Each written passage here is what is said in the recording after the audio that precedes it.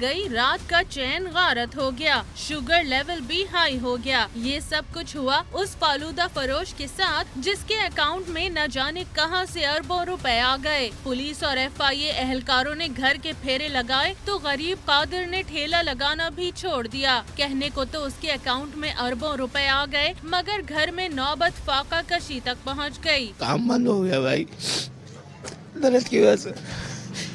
पैसे होंगे तो दवा लेंगे ना। कादिर के भाई ने बताया कि वाक़ये के बाद से पुलिस और FIA की जानिब से तफ्तीश का सिलसिला जारी है। ब्लड प्रेशर का मरीज है, 4-5 दिन से उनका ठेला बंद पड़ा हुआ है। घर में क्या कैफियत है वो हमें पता है। गुज़िश्ता रोज अब्दुल कादिर को FIA की जानिब से मिलने वाले नोटिस से पता चला था कि उसके अकाउंट में 2 अरब 25 करोड़ रुपए मौजूद हैं।